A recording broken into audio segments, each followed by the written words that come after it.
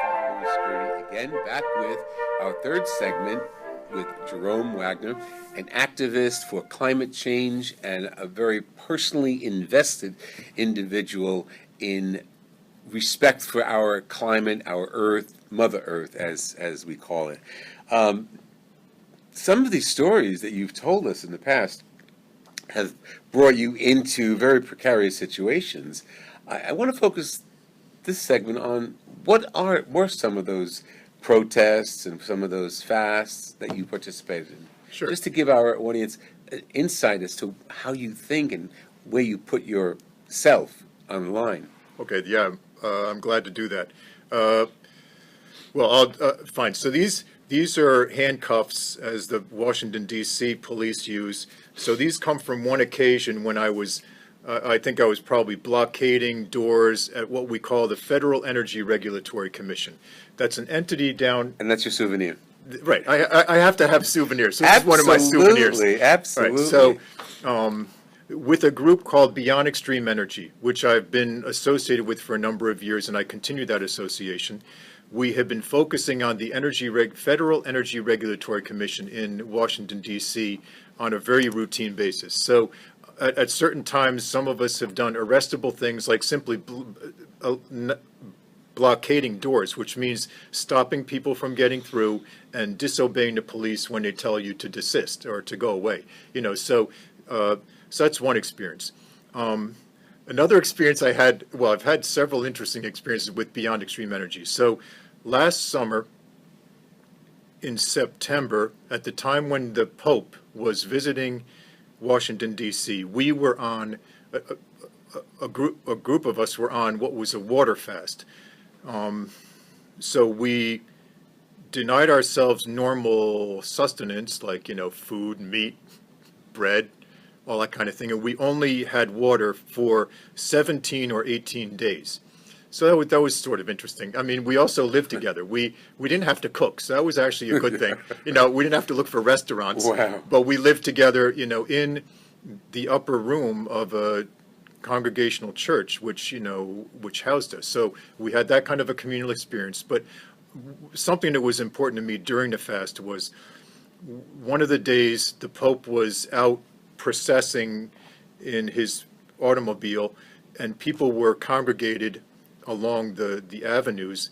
I was present at that time, and the feeling that I walked away with was, of elevation, that his presence, was an elevating experience for me. So that was so again, I was there for a completely different reason. But that experience was very remarkable to me. Did you gather because he was there? Well, yeah, it was timed. Yes, the idea of a fast and the idea to do it at that time was meant to coincide with his presence. Okay. I mean, we were yes. So it was done deliberately by the organizers. So another interesting experience with Beyond Extreme Energy, which happened this past summer, was again that we're trying to prompt commissioners on the Federal Energy Regulatory Commission to change, to not permit any more fossil fuel related infrastructure, pipelines especially. So we decided to actually camp on the streets, on the sidewalks of Washington, D.C. overnight in front of one individual's home. So I actually slept on the street of Washington, D.C. one night. It was I didn't sleep very well, I don't think. But, I can imagine. Anyway, that was an interesting experience. Were you arrested? No. Just woke up the next morning and went home. Just went home. Yeah. Fine. I'll also say that at this time I'm involved with a group called 350 New Jersey, and I'm presently assisting in leadership as their president. So I'll just add that among the activism, among the crazy business of getting arrested and so forth, is the normal grunt work of organizing and trying to keep groups functioning on this issue, and that's a bigger task than it would seem, but that's an ongoing need. So Sure, just to keep people involved and interested, because reality strikes. We all have lives, we have busy lives, and soccer moms and baseball dads and so on. And who can keep up with this? So people like you are needed just to wake us up. Right. Fascinating. Right. So you have your challenges in front of you. Amen. Wow. What has all this done to you personally? I, it, uh, the past couple of months have been very stressful. The change in government that we may see is unsettling for many of us, so that has been problematic.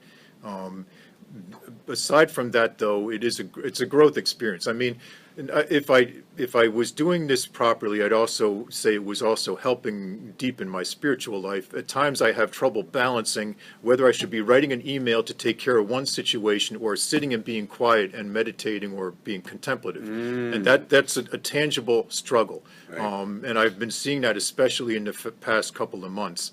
But what has it done for me? I've also met some wonderful people. It's an enriching experience to get involved in this kind of thing from the people that you meet and that you spend time with. Whether it's developing some friendships or acquaintances that have some depth and shared purpose, that's a very important thing. It has definitely gotten me out of my comfort zone relative to, writing to legislators or traveling somewhere or sleeping on a church floor. So it has challenged me in a lot of ways, which have been good for growth for me. Our challenge of addressing climate is not finished yet, though. So it remains to be seen what I will need to do personally to help move things, at least in my little sphere of influence, in the direction that I think is necessary. So it's going to change me more. Wow, you're an activist apostle. You really are sent out there to do this, and it's really important. And you're fighting against the tide so often, but you're not giving up. Wow, that's great. I want to make sure we spend enough time, so we're going to do the next segment on your response to Laudate Si. Great. This has been Father Louis Scurti with Jerome Wagner. I hope you're absorbing just some of this, because though you can rewind it and watch it again, to realize, one, the significance, two, Jerome's own involvement and the depth of involvement, and the importance of the topic, climate change. This is our world. This is what we have. If we get rid of it, there's nothing to replace it with. This has been Father Louis Scurti and Jerome Wagner. Let me hear from you. FatherLouisScurti@hotmail.com. God bless you.